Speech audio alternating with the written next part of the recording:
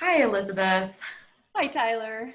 I'm so delighted again that we get to do this together, and what a joy to be presenting a program that is so unified and that it's all Barber all the time, but I think also really has some beautiful varieties. So I would love for you to share a little bit about the song cycle that you are performing on this evening's program. Oh, sure. I would be happy to. I was also thinking about, what I might want to say about Samuel Barber, who is one of my very favorite composers. And all I could come up with were some delightful things that I learned as a younger person. So I'll share those because Please. it's fun. The first is just that I grew up thinking Barber was British because I think of ways that we think of classical music as this very fancy thing that, and the Americans are just, we're too plebeian for that sort of stuff. So I just grew up assuming, British, and then was just so sort of personally delighted to find out that, oh my gosh, she's American and I'm American, and there's hope for me then. Oh, indeed. But which is to say, I'm performing his hermit songs, and this is something I've been working on since college, which is a long time ago. So it's so wonderful to bring it back. The other thing about Barber that's fun is that I didn't know until this is the ripe old age of my early 20s, was that there's another amazing American composer, Giancarlo Menotti, who writes chamber operas, wrote chamber operas as well as some other things. And the two of them live together. Oh. And I mean, I came into that knowledge with a love of Barber, a love of Menotti, a love of modern vocal music, and then was just mind blown to keep the two of them, in their obviously one-bedroom Brooklyn apartment that I placed them in, which is based on no facts. But right, that just like them, this creative hub, generating this fantastic stuff, and saying to themselves, "Gosh, Elizabeth's gonna really love all of this," and I did. So those are my two thoughts about Barber. And so if you don't know Barber, he has so much music that is vocal and that isn't vocal. That's amazing. And if you don't know Menotti, check out Menotti of Amal and the Night Visitors, among other fantastic works. So this is his Hermit Songs, which is a 10-movement song cycle. I'll be performing 9 movements. And the text is text written by Irish monks from, I think, the 8th through the 13th centuries. And these are just very short snippets of text, often that were found sort of in the margins of manuscripts, and not at all really intended for posterity. And they're such a delight. You get things like sort of an ode to a monk's cat, and you get a monk who's clearly drunk, singing about all he wants to do is drink with Jesus. And it's such what a fervent prayer that is. He seems very committed to the vision. And it's just such a wonderful set of texts. And Barber is so smart in how he orders the text. There are, I would say, 3 much more serious, sort of lengthy pieces, interspersed among the 10. And that can be so hard as a composer to sort of alternate between, these lighthearted and humorous texts, and then this more like incredibly serious, sort of devastating stuff. And I think he just does a really wonderful job of it. And I hope I've been able to also provide an experience that isn't sort of whiplashy in that way, but that is sort of organic, transitioning in between moods and feelings. So it's a wonderful song cycle, and I hope you'll all enjoy it.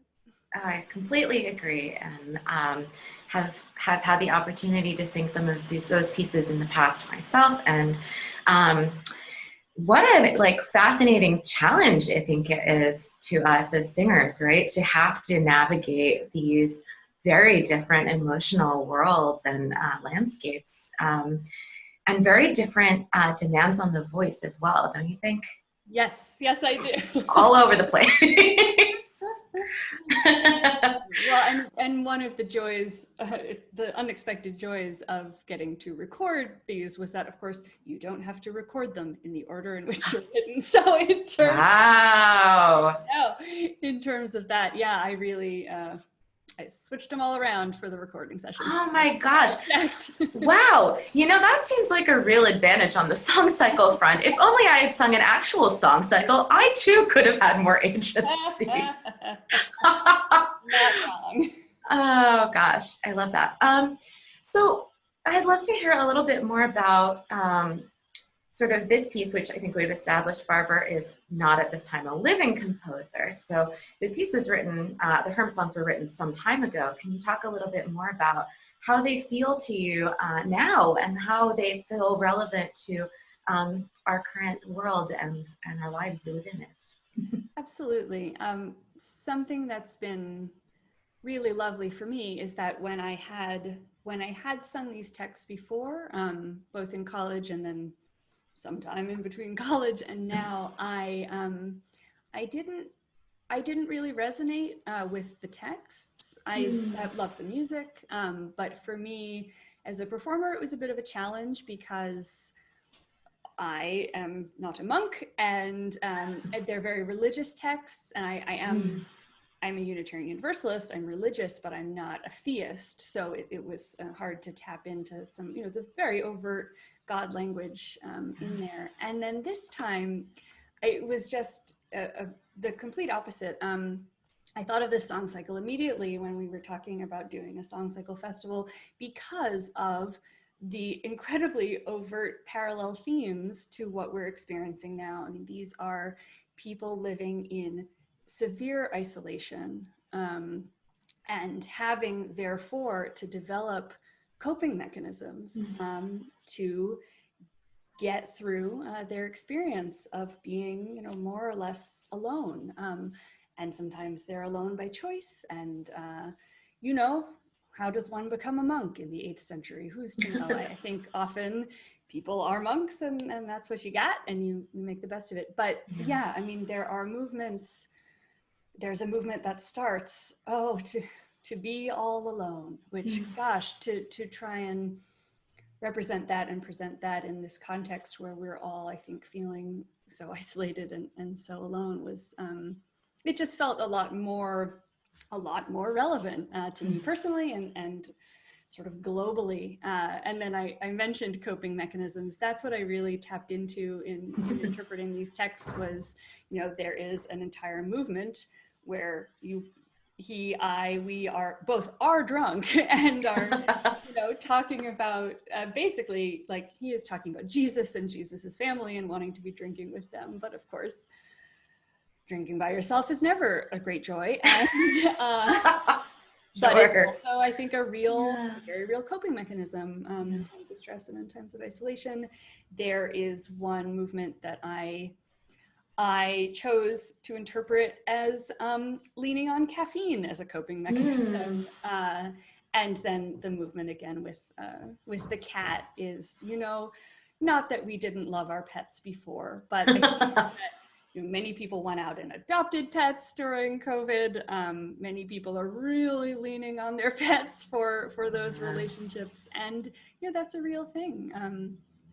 So yeah, I just felt that I had a much easier in with the song cycle this time. And it was really fun to, what I tried to do ultimately was present my COVID-19 experience through this song cycle. So every movement winds up being sort of a facet of the experience of the last 10 months. And that's all inspired by the text. And it was pretty easy to sort of literally translate these movements into my and our experiences of the last year, which was really amazing.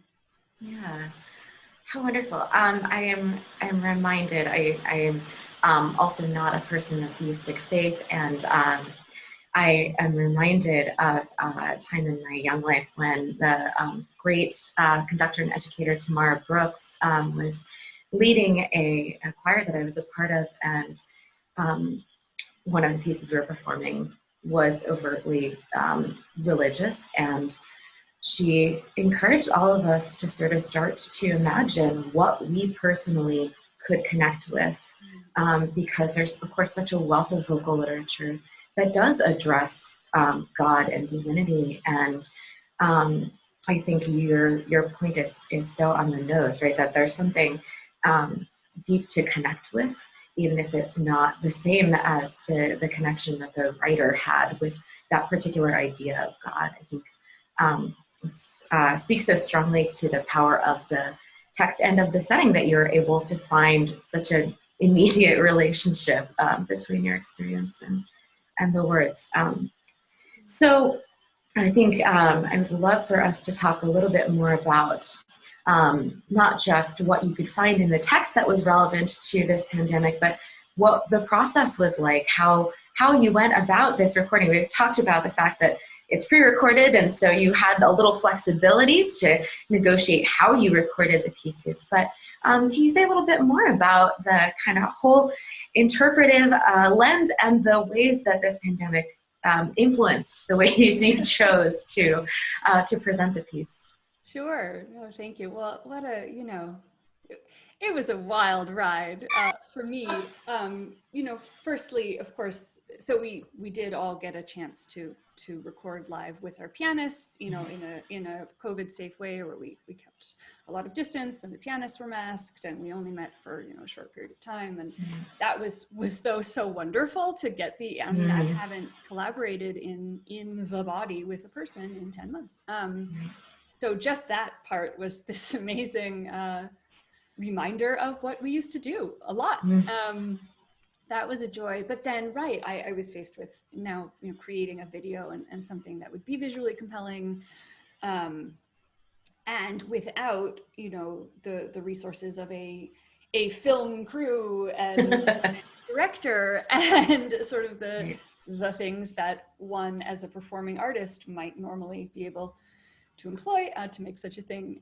But I was incredibly fortunate. I have friends who live on Honeoye Lake who were going to be not in their home for a time. And I wound up, I took all the weird video equipment that my wife and I have accumulated over the last 10 months to do our jobs, and threw it in the car and drove, an hour, and lived in their house for 4 days making a video, which was so much fun. I was really struck by, of course, what we do is creative work and artistic work, but I feel like certainly in my life, I don't get a ton of opportunities to do other creative work, in part because of sort of these ideas of like, well, if it's not your job and you're not, professionally trained, then you don't get to do that.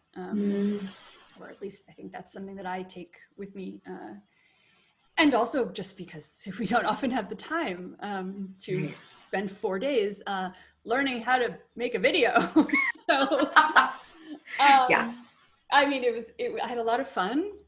And as I think we've all been feeling during this pandemic, I learned some new software, and that was great. I'm just old enough to be sort of a grumpy millennial about it. I can learn new tech, but I don't like it. So it's good for me to, push through that. I had a wonderful time. I really did, and I'm just so aware of and so grateful for the resources that were available to me. I was recording in the First Unitarian Universalist Church of Rochester in exchange for some hymn recordings for them, and I did some video recording there too, and that's such a beautiful space, which made my life a lot easier. And then similarly, to have friends who live on a lake just helped me create something that wasn't just in my sort of different corners of different rooms in my house. And as you had said earlier, the idea of trying to create a literal video was just going to be untenable. That I'm not a monk and I'm not in a monastery, and that was, first of all, wouldn't have been that interesting anyway. But right, the sort of challenge of, all right, moving away from the literal, like making a film that is actually what is happening in this text, and also moving away from filming myself just singing was a really wonderful challenge, and I had a great time, and I think I love that. pretty cool. Yay! I'm sure the folks at home are going to enjoy it, and I'm really amazed by how for both of us we've been. While some aspects of collaboration have been lost in these pandemic times, we are kind of encouraged to explore other sorts of collaborative work and other kinds of contributions that even in not being there, your friends with their home on Honeywell Lake were able to offer you an important resource. And for me, the experience of collaborating with somebody to produce the kind of audio and video recording, it's just not a kind of collaboration I used to have. I mean, people used to sometimes record, but they just set up in the back and they did their thing and I did my thing up here and then it was over. And so what an interesting and what a pleasure to get to collaborate in some new ways. And even this, I was at first thinking, oh, I'm sharing a program with Tyler, but we're not together and we're not both up on stage, and that is different and worse. And then was realizing actually we got to have these lovely chats, which in our normal lives, we wouldn't do. We'd show up as hired singers, you'd do your bit, I'd do my bit, and we'd be like, see you on the other side. So I think even this has been a delightful sort of type of collaboration that isn't what we tend to do, and is something that I hope we do more of going forward. For sure. I look forward to getting to do a program in which we have a rich conversation and then I also get to give you a hug. That is the dream. That is the dream. Thank you so much, Tyler. Thanks, Elisabeth.